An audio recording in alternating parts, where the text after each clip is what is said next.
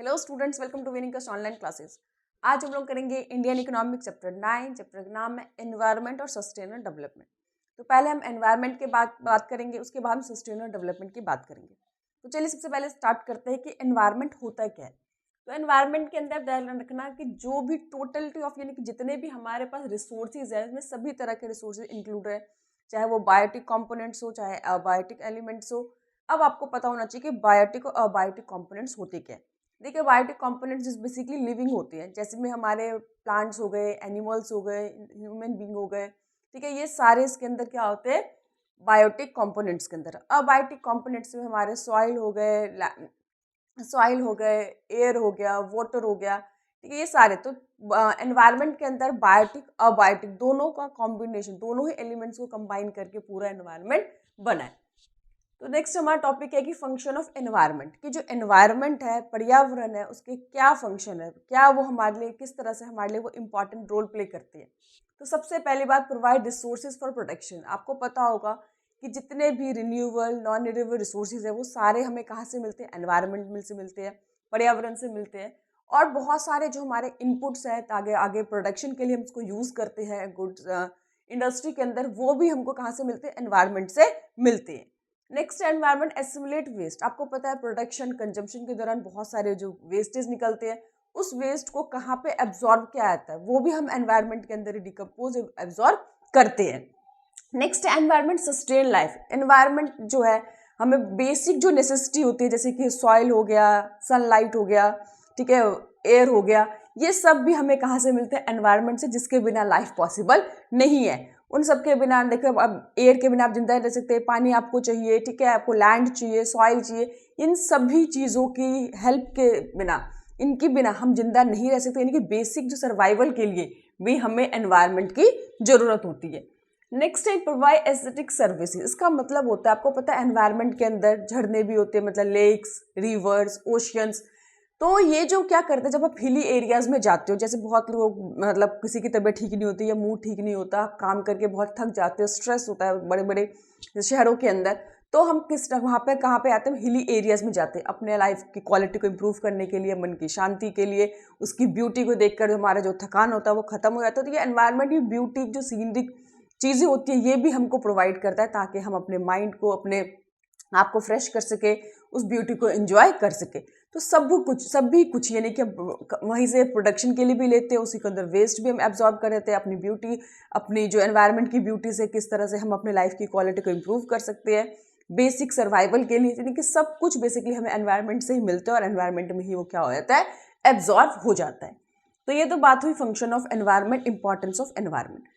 देखिए, हमने देखा कि प्रोडक्शन और एब्जॉर्वेशन। तो आपको यहाँ पे दो चीज़ें समझनी पड़ेगी, उतना ही हम पोल्यूशन करें, उतना ही वेस्ट प्रोड्यूस हो, जितना कि हमारा एनवायरनमेंट उसको एब्जॉर्व कर सके। अगर हमारी जो हमारी वेस्टेज है, प्रोडक्शन कैपेसिटी ज़्यादा हो जाएगी और एनवायरनमेंट की एब्जॉर्व की कैपेसिटी से, तो एनवायरमेंटल क्राइसिस आती है। जितना हम एक्सट्रैक्ट करें, जितना कि हमारे जो एनवायरनमेंट है उसको वो रीजनरेट कर सके। अदरवाइज अगर हम एक्सट्रैक्ट ज़्यादा कर रहे हैं, यूज़ ज़्यादा करें रिसोर्सेज को, और उसकी जो जनरेशन है, उसकी जो प्रोडक्शन है, अगर वो कम होगी तो एनवायरमेंटल क्राइसिस आएगी, जो कि आज हमारे भारत के अंदर या पूरे विश्व में ऑलमोस्ट इसी तरह की सिचुएशन चल रही है कि जितनी एनवायरनमेंट हमें प्रोटेक्शन दे सकता है, उससे कहीं ज़्यादा हम क्या कर रहे हैं, उसको यूज़ कर रहे हैं। जितना हमारा एनवायरनमेंट एब्जॉर्ब कर सकता है वेस्टेज, उससे कहीं गुना ज़्यादा हम वेस्टेज को रिड्यूस कर रहे हैं, उतना ही वेस्टेज को हम प्रोड्यूस कर रहे हैं, जिसके कारण देश में जो एनवायरमेंटल क्राइसिस जैसी समस्या आ गई है। तो आगे हम पढ़ेंगे कि आगे रीज़न क्या है एनवायरमेंटल क्राइसिस के। आज के टाइम में एनवायरनमेंट एक बहुत ही ज़्यादा कंसर्न, चिंता का विषय बन गया है। सभी, भारत ही नहीं, पूरे विश्व के लिए एक बहुत बड़ी समस्या बन गई है, किस तरह जो एनवायरमेंटल क्राइसिस है उसको बचाया जा सके। तो पहले हमें कारण पता होगा तो ही उसका सोल्यूशन हम निकाल सकते हैं। तो सबसे पहले हम बात करें कि पॉपुलेशन एक्सप्लोजन।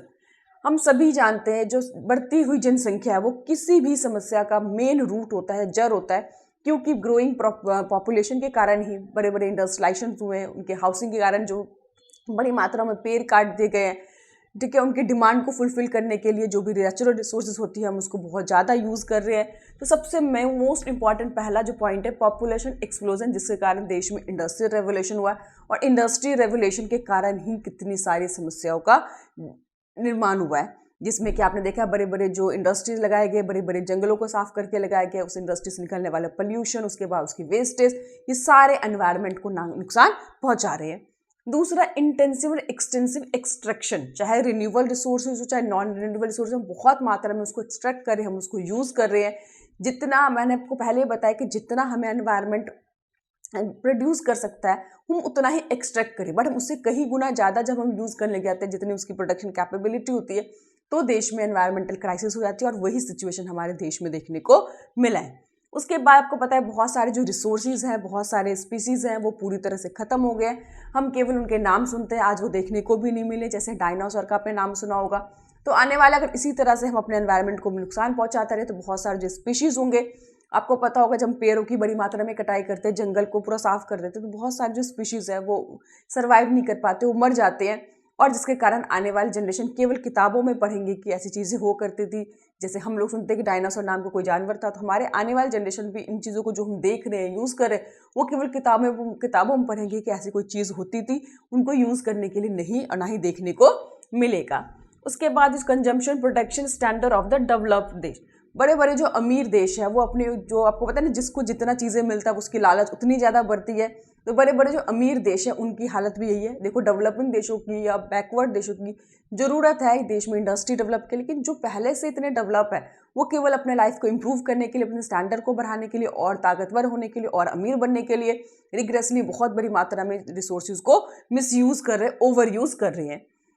उसके बाद development process have polluted the atmosphere has resulted in the increase incident of respiratory. आपको पता है कि आज के टाइम में जो पोल्यूशन है, फैक्ट्री से निकलता है, व्हीकल से सबसे ज़्यादा पोल्यूशन निकलता है, और जब हम वो सारे जो पोल्यूशन स्मोक एनवायरनमेंट के अंदर आते हैं और उसी एनवायरनमेंट में हम सभी रहते हैं, तो कई तरह के आपने देखा होगा कि डिजीज़, बीमारियाँ स्टार्ट हो जाती है। बहुत सारे लोग जो कभी स्मोकिंग नहीं भी करते, लेकिन पोल्यूशन के कारण उनके रेस्पिरेटरी सिस्टम पे कितना नेगेटिव इम्पैक्ट पड़ता है। आप घर से बाहर निकलो तो एयर क्वालिटी इंडेक्स चेक करो तो पता होगा कि आपके यहाँ हमारे जो एयर का लेवल है, पोल्यूशन लेवल, वो कितना ज़्यादा है, जो अल्टीमेटली हम यहाँ से तो अपने आप को डेवलप कर रहे हैं, ग्रो कर रहे हैं, लेकिन हम इनडायरेक्टली अपने एनवायरनमेंट के साथ साथ हम अपनी फैमिली को भी कितना नुकसान कर रहे हैं, ये हमें समझना पड़ेगा। नेक्स्ट है ग्लोबल वार्मिंग और ओजोन डिप्लीशन। ये एक बहुत ही चिंता का विषय है, ग्लोबल वार्मिंग। देखिए, ग्लोबल वार्मिंग होता क्या है? ग्लोबल वार्मिंग बेसिकली जब एनवायरनमेंट के अंदर जो एक लेवल ऑफ टेम्परेचर होता है उससे जब ज़्यादा बढ़ जाता है, सी का लेवल और जो एटमॉस्फेयर का मतलब एनवायरनमेंट का लेवल, तो होता है क्या है कि हमारे देश, हमारे वर्ल्ड में, विश्व में बहुत सारे जो पानी है वो आइस के फॉर्म में, और वो धीरे धीरे क्या होंगे, मेल्ट होने लग जाएंगे। स्पेशल जो कोस्टल एरिया है उनमें लाइफ जो बहुत ज़्यादा दिक्कत हो जाएगी, बहुत सारे जो डिजीज़ हैं वो फैलने लग जाएंगे, बहुत सारे जो लाइफ है वो ख़त्म हो जाएंगे। तो ये ग्लोबल वार्मिंग जो है एक बहुत, अभी भी आप देख लो कि जितने सर्दी के टाइम में सर्दी नहीं पड़ती, फरवरी का मंथ है, लेकिन गर्मी इतनी तेज़ी से आ रही है। तो ये सब जो रीज़न है वो किसके कारण है? ग्लोबल वार्मिंग के कारण है। और रीज़न आपको पता ही है, बहुत मात्रा में हम लोग फॉसिल फ्यूल को जला रहे हैं, जिसके कारण क्या होता है, तो carbon dioxide, carbon monoxide, methane gases, ये सारे जितने भी मतलब पोल्यूटेड गैसेज, हार्मफुल गैसेज जब एनवायरनमेंट में आती है तो ये टेम्परेचर क्या करते हैं, एटमॉस्फेयर का बढ़ा देते हैं। तो ये सब ग्लोबल वार्मिंग के लिए रिस्पॉन्सिबल क्या है। दूसरा, ओजोन डिप्लेशन। ये भी एक बहुत बड़ा चिंता का विषय है, क्योंकि आपको पता है कि हमारे जो एनवायरनमेंट में एक ओजोन का एक लेयर बना हुआ है, जो सन से आने वाली जो यूवी रेज, जिसे अल्ट्रा वायलेट रेज कहते हैं, उससे हम सबकी प्रोटेक्ट करता है। क्योंकि यूवी रेज इतनी ज़्यादा हार्मफुल है, अगर वो हमारी धरती तक पहुंच गई तो जितने भी इंसान हैं, एनिमल हैं, उनको स्किन कैंसर हो सकता है, बहुत सारे जो एक्वेटिक लाइफ है वो सर्वाइव नहीं कर पाएंगे। तो ये, लेकिन धीरे धीरे देखा है कि वो जो उनका जो लेयर है वो बहुत मतलब उसकी जो थिकनेस है वो कम होती जा रही है। अंटार्कटिका के अंदर देखा गया था, बहुत से लोग कहते हैं छेद तो नहीं था, लेकिन उसका जो लेयर है काफ़ी ज़्यादा पतला हो गया है। तो इसी तरह से अगर हम अपने साथ मनमानी करते रहेंगे एनवायरनमेंट के साथ, तो आने वाले टाइम में जो ये लेयर है वो ख़त्म हो जाएगा और सन की रेज डायरेक्ट हमारे अर्थ तक आएगी, और उसके बाद बहुत बुरा असर इंसान के साथ साथ प्लांट के ऊपर, एनिमल्स के ऊपर भी पड़ेगा। तो अब आपको पता होगा कि ओजोन डिप्लेशन एक बहुत ही गंभीर समस्या बन गई थी, भारत ही नहीं पूरे विश्व के लिए। उसके बाद 2013 के अंदर मॉन्ट्रियल प्रोटोकॉल के तहत देशों को समझाया गया था, भारत ने भी इसमें साइन किया था 2013 के अंदर, कि किस तरह से हम लोग जितने भी ओजोन डिप्लेशन का मेन जो रीज़न है क्लोरोफ्लोरोकार्बन है, जो कि जितने भी कूलिंग करने वाले जो मशीन होते हैं, जैसे आपके एयर कंडीशन हो गया, एसी हो गया, उनसे क्या करता है, बेसिकली निकलता है। तो अब सभी देशों ने मिलकर डिसाइड किया है कि जो भी इक्विपमेंट, जो भी मशीनरी जहाँ से कि बेसिकली फ्लोरोकार्बन रिलीज होता है, उस चीज़ों को यूज़ नहीं किया जाएगा, उसको कम्प्लीटली बैन किया जाएगा, नहीं तो ओजोन लेयर है पूरी तरह से ख़त्म हो जाएगा और एनवायरनमेंट में बहुत ज़्यादा प्रॉब्लम आ जाएगी। तो इस एग्रीमेंट के तहत सभी देशों ने एक मिलकर एग्रीमेंट साइन किया था, प्रोटोकॉल साइन किया था। तो ये सारे हमने रीज़न पढ़ लिए। अब है चैलेंजेस टू इंडियाज़ एनवायरनमेंट। हम सभी जानते हैं, देखो इंडिया के पास नेचुरल रिसोर्सेज बहुत है, चाहे वो नदियाँ हो गए, ट्रिब्यूनल्स हो गए, लैंड हो गए, डिफरेंट डिफरेंट सॉइल्स हो गए, फॉरेस्ट हो गए, अलग अलग तरह के जानवर हो गए। तो हमारे पास नेचुरल रिसोर्सेज की भरमार है, हर जगह पे कुछ ना कुछ रिसोर्सेज मिलते हैं। भारत इसके मामले में बहुत रिच है, लेकिन हमारे खुद के गलती के कारण, खुद के लालच के कारण आज हम लोगों ने उतना ज़्यादा मिसयूज़ किया है, ओवर यूज़ किया है रिसोर्सेज का, जिसके कारण एनवायरमेंटल क्राइसिस हो गया, बहुत सारे जो हमारे लाइफ के अंदर, हमारी एनवायरनमेंट के अंदर इम्बैलेंसेस हो गए हैं।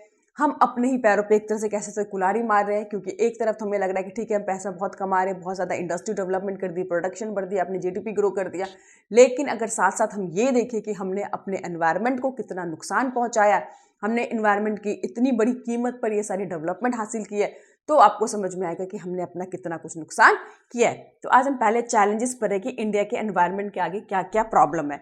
सबसे पहली प्रॉब्लम है लैंड डिग्रेडेशन। आपको पता है लैंड डिग्रेडेशन मतलब लैंड की जो क्वालिटी है बहुत ज़्यादा खराब हो गई है, क्वालिटी गिर गई है, जिसका मेन रीज़न आपको पता होगा कि डिफोरेस्टेशन यानी कि बड़ी मात्रा में जो पेड़ों की कटाई हो रही है। बहुत से लोग आज भी गांव के एरिया के अंदर अपने जो फ्यूल के लिए पेड़ों की कटाई करते हैं, ठीक है। बहुत सारे गरीब लोग हैं, उनके जीवन का सोर्स ही है जंगल, पेड़।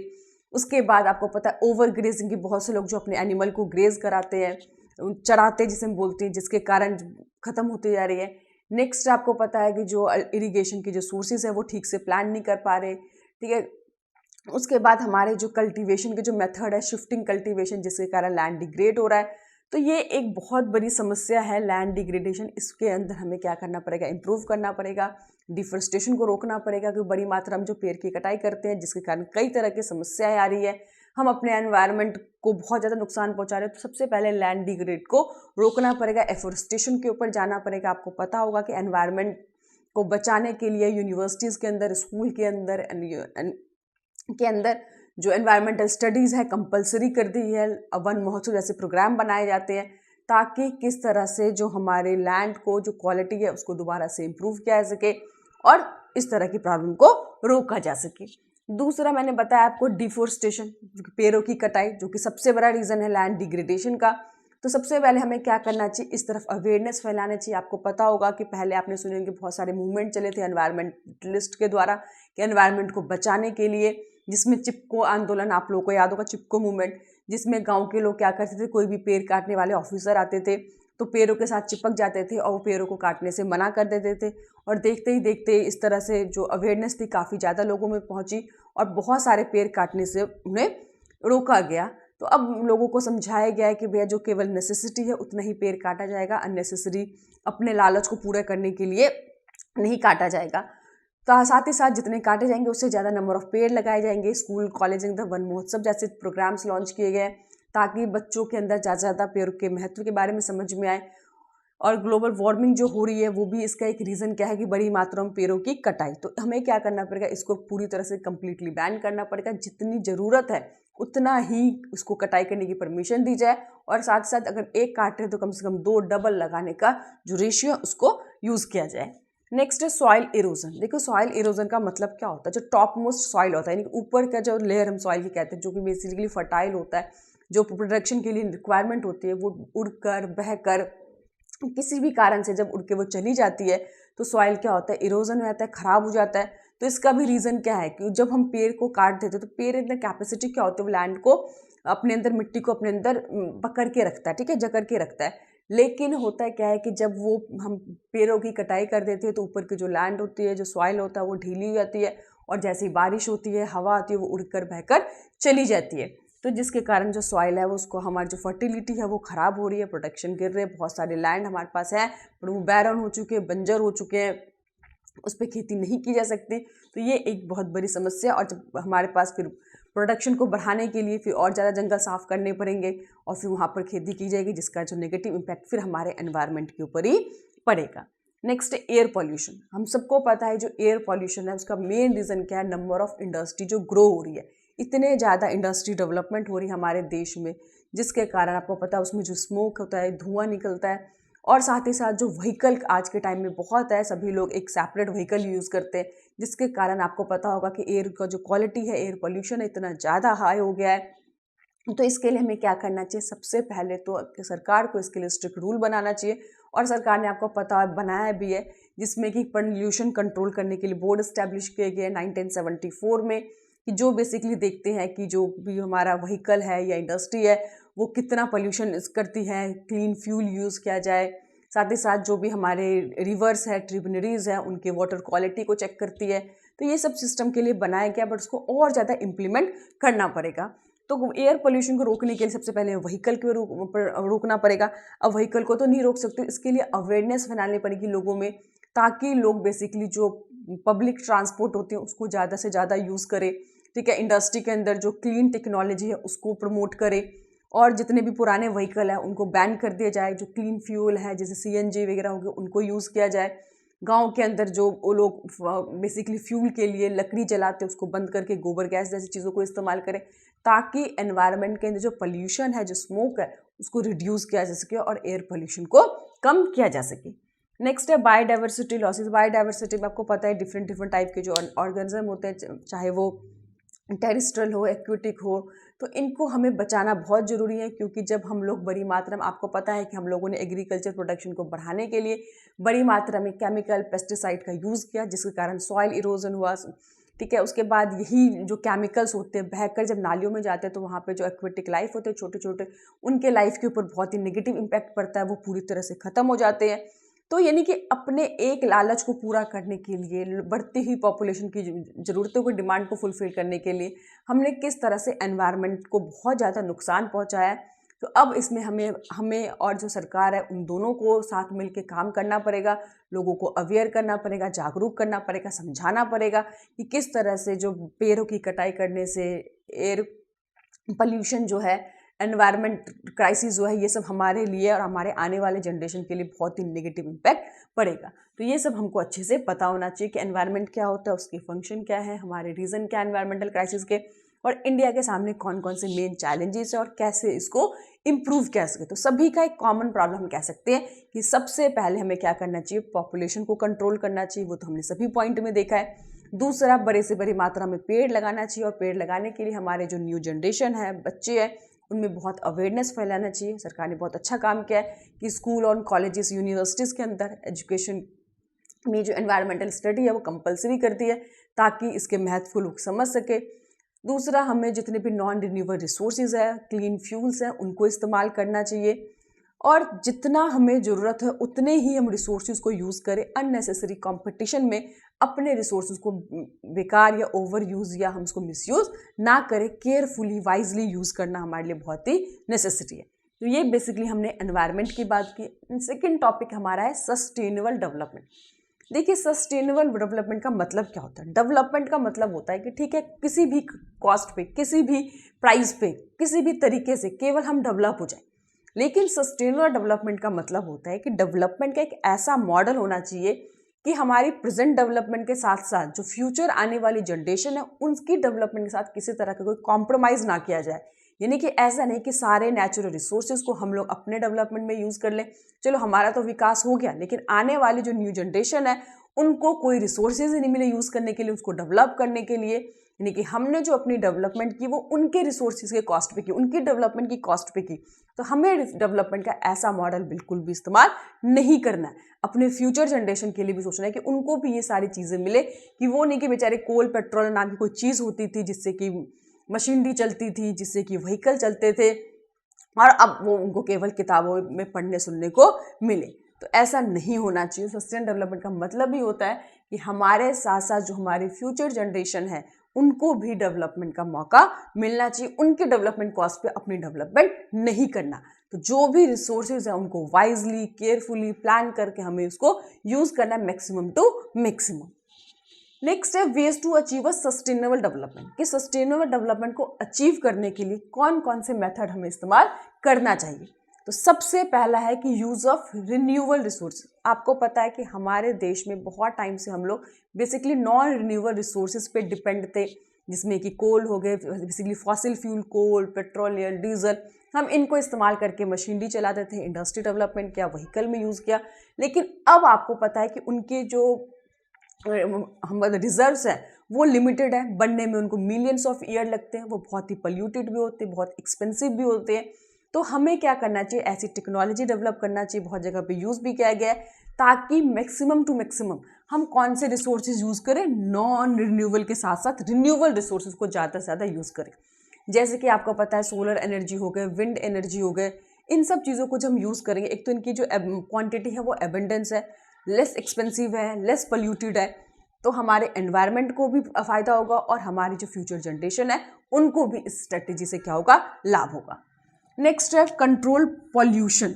ये तो हम सभी जानते हैं कि जब हम फॉसिल फ्यूल को धीरे धीरे रिड्यूस कर देंगे, क्योंकि आपको पता है कोल पेट्रोलियम जो है मेन सोर्स है पोल्यूशन का, जितने व्हीकल्स हैं, जितने इंडस्ट्रीज है बेसिकली कोल पेट्रोल पे चल रहे हैं, तो उनको हमें क्या करना पड़ेगा, पूरी तरह से ख़त्म करना पड़ेगा। आपको पता है अल्टरनेटिव आजकल व्हीकल्स के जैसे बैटरी वाले कार आ रहे हैं, पता है आपको इलेक्ट्रिक कार आ रहे हैं, तो आने वाले टाइम में हम लोग पेट्रोल को पूरी तरह से ख़त्म कर देंगे, जो क्लीन फ्यूल है उनको यूज़ करेंगे।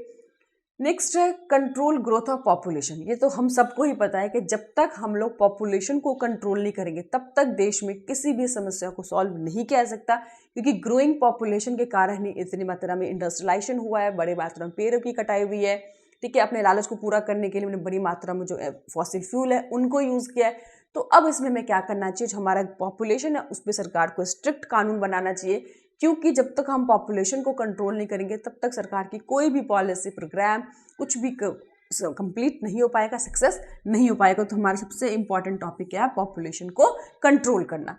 नेक्स्ट है बिकम इनपुट एफिशिएंट, यानी कि हमारे पास जो भी इनपुट है उसको कंप्लीटली 100% यूज़ करना है, ना तो उसको मिसयूज़ करना है, ना उसको ओवर यूज़ करना है। यूज़ ऑफ क्लीनर फ्यूल, ये तो हम सभी जानते हैं, जैसे घर के अंदर एलपीजी यूज़ करते हैं, गाँव के अंदर जो बेसिकली लोग उपले या लकड़ी वगैरह यूज़ करते, वुड यूज़ करते, उनके जगह पे जो गोबर गैस प्लांट है उनको स्टेब्लिश किया जाए, उनको यूज़ किया जाए। और साथ ही साथ वो भी एलपीजी गैस, जैसे भारत सरकार ने आपको तो उज्ज्वला योजना प्लान चलाया है, जहाँ पे गांव के लोग भी इन सब चीज़ों को यूज़ कर सकते हैं। व्हीकल के अंदर बेसिकली जो डीजल और पेट्रोल हम यूज़ करते हैं, जो कि बहुत ही ज़्यादा पोल्यूटेड होता है, हमारे एनवायरनमेंट को बहुत पोल्यूशन करता है, हमारे उसके हेल्थ के ऊपर बहुत नेगेटिव इम्पैक्ट पड़ता है। तो बेसिकली उसके जगह पे हमें क्या करना चाहिए, जो इलेक्ट्रिक कार है, जो क्लीन फ्यूल है, सीएनजी, इन सब पे हमें शिफ्ट हो जाना चाहिए, ताकि हम अपने एनवायरनमेंट को बचा सकें और जितने भी हमारे फॉसिल फ्यूल्स है उसको हम कंजर्व कर सकें, ताकि आने वाली जनरेशन है वो उसको भी इस्तेमाल कर सके, देख सके। फिर है स्ट्रेटेजी फॉर सस्टेनेबल डेवलपमेंट की। अब सरकार को कैसे कैसे स्ट्रेटेजी बनानी चाहिए अपने एनवायरनमेंट को बचाने के लिए, साथ साथ सस्टेनेबल डेवलपमेंट के लिए। आपको मैंने लास्ट क्लास में बताया था कि हमारे बहुत सारे जो ट्रेडिशनल मेथड्स हैं, जिसमें हमने देखा था आयुर्वेदा, नेचुरोपैथी, ठीक है, योगा, इन सब चीज़ों को, आयुष हमने जैसे कहा था भारत सरकार के द्वारा, भारत के अंदर ही एक अल्टरनेटिव मेथड है, इंडियन मेडिसिन सिस्टम है, उन चीज़ों का भी इस्तेमाल कर सकते हैं। आपको पता होगा कि हमने एग्रीकल्चर को, प्रोडक्शन को बढ़ाने के लिए बहुत मात्रा में केमिकल, पेस्टिसाइड्स, फर्टिलाइज़र का इस्तेमाल किया है। तो अब हमें क्या करना चाहिए, उन सब चीज़ों पे कम से कम डिपेंडेंट होना चाहिए। ऑर्गेनिक जो फार्मिंग है, जिसमें लेस या minimum use of chemical pesticides होते हैं, उनका इस्तेमाल करना चाहिए। अगर हम पेस्टिसाइड यूज़ भी करें तो जो नेचुरली होते हैं, जैसे कि नीम हो गए, इन सब चीज़ों को यूज़ करें अपने प्रोडक्शन को बचाने के लिए। नेक्स्ट है कि जो मिनी हाइडल प्लांट स्टैब्लिश करा जाए। नेक्स्ट है कि यूज़ ऑफ क्लीनर फ्यूल, ये तो हमने ऊपर भी बात कर ली है। और उसके बाद ये भी हमने बात कर ली किस तरह से रिन्यूएबल और अल्टरनेटिव सोर्स ऑफ एनर्जी को यूज़ करके, ताकि हम लोग फॉसिल फ्यूल को बचा सके, क्योंकि फॉसिल फ्यूल के बहुत डिमेरिट्स है। एक तो उनके लिमिटेड रिसोर्सेज है, बनने में मिलियंस ऑफ ईयर लगते हैं। दूसरा, बहुत ही ज़्यादा जब हम उसको यूज़ करते हैं, बर्न करते हैं, तो बहुत ज़्यादा पोल्यूशन निकलता है, जो कि हमारे एनवायरनमेंट के लिए, और आज के टाइम में जो हमने देखा ना ग्रीन हाउस इफेक्ट, जिसके कारण ग्लोबल वार्मिंग जैसी समस्या बढ़ती जा रही है। इसके जगह पे हमें सोलर एनर्जी यूज़ करना है, विंड एनर्जी यूज़ करना है, जो अल्टरनेटिव सोर्सेज है। तो भारत के पास अपॉर्चुनिटीज़ भी हैं, टेक्नोलॉजी भी है, नॉलेज भी है, तो हमें उसका एडवांटेज लेना चाहिए और इन सब चीज़ों पे जो हमारे नेचुरल, जो भी हमारे फॉसिल फ्यूल है, उस पर डिपेंडेंस कम से कम करना चाहिए। तो यहाँ पे हमने एनवायरनमेंट, यहाँ पे सस्टेनेबल डेवलपमेंट की बात की है। आई होप आपको दोनों ही टॉपिक समझ में आ गया होगा। कोई भी दिक्कत हो, कोई भी प्रॉब्लम, आप लोग मुझे कमेंट कर सकते हैं। Thank you.